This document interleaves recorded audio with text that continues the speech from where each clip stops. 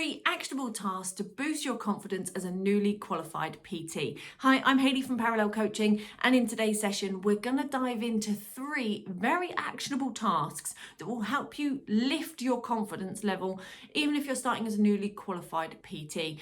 Now, the idea here is that this is something that I hear a lot, is that confidence is the biggest thing that is stopping PTs from getting started once they've now become qualified, or they're on that final verge of their qualification and their confidence is so low they're not sure about how they're going to actually go and use the qualification or get started. So I've got 3 real tangible tasks for you today, and the idea is that you use these tasks and you implement them.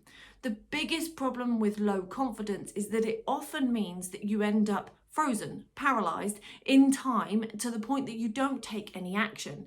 And that then leaves your confidence lower because you didn't take any action. And it goes round and round in this negative kind of spiral whereby you don't really get started. Your confidence feels low, so you don't start. And then you haven't started, so your confidence stays low.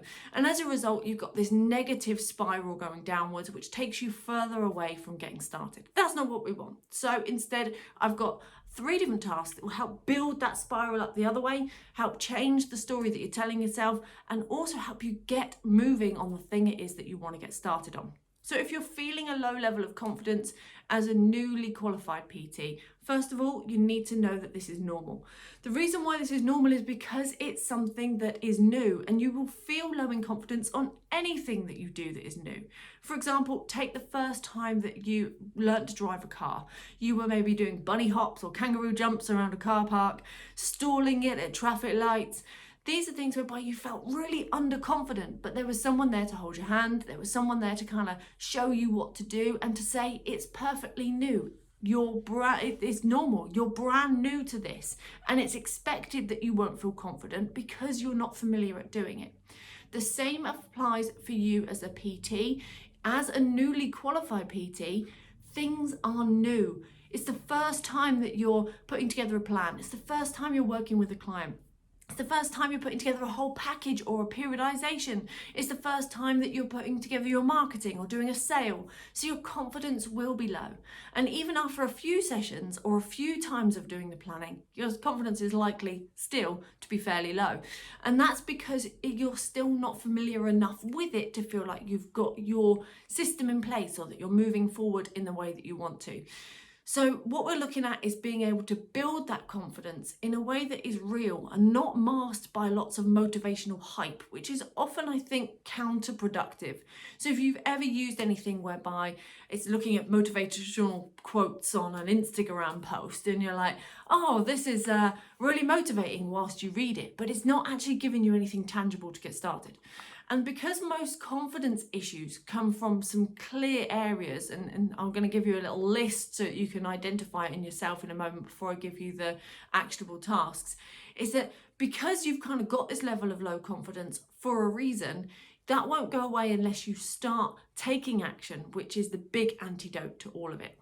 So there's some key things that you might be familiar with if you're low in confidence as a newly qualified PT. First of all, things are new. You're having to look up, you're having to manually check things, you're having to take your time to painstakingly go through a plan, which later on you might be able to do in an instant.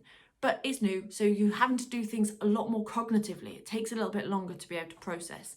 You also might have a bit of imposter syndrome, whereby you're feeling like why would someone want to ask you for advice? Why would somebody want to come to you as a trainer? You're brand new. Why would they ever want to? And sometimes if you're feeling that imposter syndrome, it will really knock your confidence down. Similarly, if you're comparing yourself to others, that might be someone that's been qualified for a year, for several years, and they find it really easy to put a plan together. They find it really automatic to go and do a client session. Well, they would, because it's not new to them anymore. So you can't compare your day 1 to someone else's day 1000. Instead, you have to make sure that you are staying in your lane, and your lane is so important because it's your journey. It's your day 1 and you're moving forward at your pace, and you need to remind yourself of that on a regular basis. You also might have a little bit of fear of failure, and this is okay. It's normal. Nobody likes failing. But actually, failure is the thing that allows us to grow, and we see this in exercise in itself. That's what we do every time we put our clients through a session in the gym.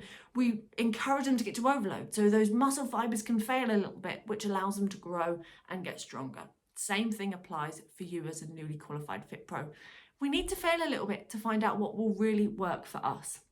And similarly, the sheer volume of the things that you're learning can feel really overwhelming. So if you find yourself feeling a little bit overwhelmed, that's also linked in with this low confidence feeling. So all of those things are signs that you're probably experiencing some low confidence as a newly qualified PT, and that might be stopping you from moving forward and getting started. So if that sounds familiar, these 3 actionable tasks are the things you need to start moving forward. Now, the first one is about scheduling it and doing it.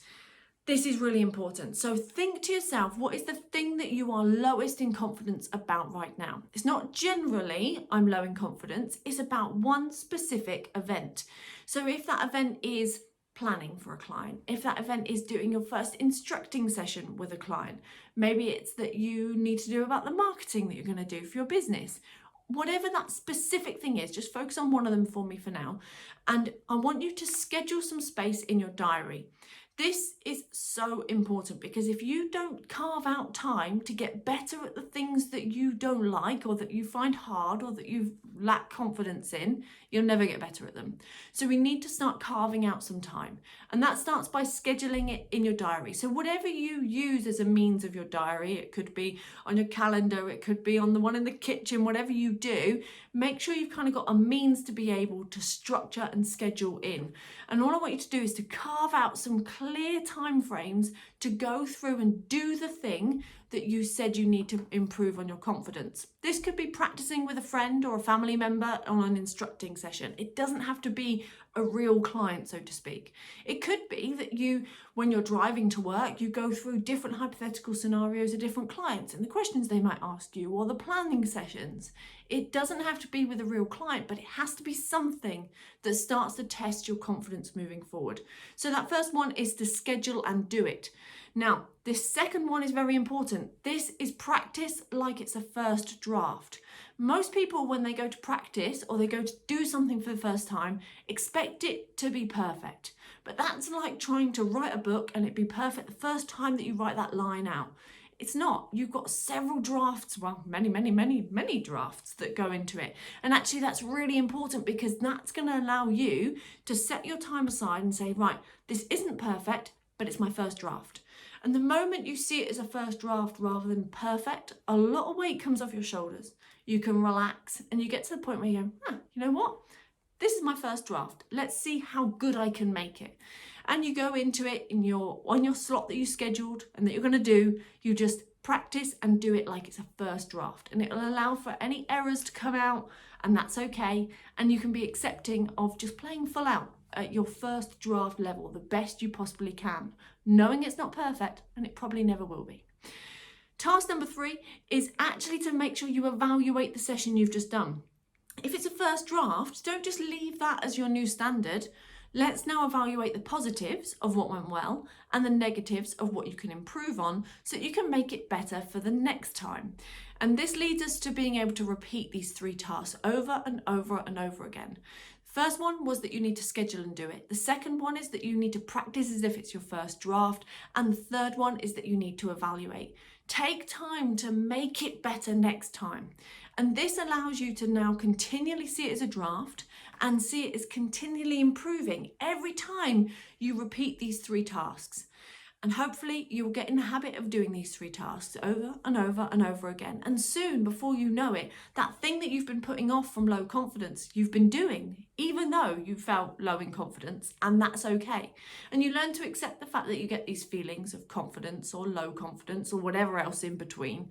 And actually instead, you end up focusing on improving yourself incrementally every time you do something, rather than beating yourself up for feeling low in a certain level of confidence, or that you can't do it, or that you're just not a confident person. And you start to realize that you can apply these 3 different tasks to anything that you want to improve your confidence on. Anything at all. It could be your revision, it could be your marketing, it could be anything that you are doing, because it's about you improving gradually and not beating yourself up in the process. And it's really important to see these differences and say, actually, I need to get started, but I don't need to feel confident in order to start. So remember that, it's very important. Now, regardless on what you're stuck on, it can be really helpful to get help on those areas. So for example, if you're stuck on the client journey or the consultation or the fitness testing or the programming or the periodization or the training systems or the business, all these different areas are things that will hold you back if the knowledge or the little hints that you need aren't there. So if you need more help in any of those areas, definitely check out our Fit Progressions program. You can click the link that's alongside this, and it will basically teach you everything you need, and it will chunk it down into really clear slots that you can download and listen to, or you can download and watch. But you also have ability to then check through those on cheat sheets. And it's about being able to take your time, practice it, see it as a first draft, evaluate, and go again. But in doing so, you can find those areas you want to improve on, and this will help you with the knowledge side of those. Plus, we have weekly chats and Q&As that will help guide you and hold your hand along the way. So if you want to find out more about our Fit Progressions, then please do click the link that is alongside this. Outside of that, I would love to know what your big takeaway is from today's 3 big tasks that we've set you. Do those tasks, repeat them, keep going, and watch your confidence grow. Thank you so much for joining me. I'd love to hear your takeaways in the comments, and I will see you on the next one. Take care.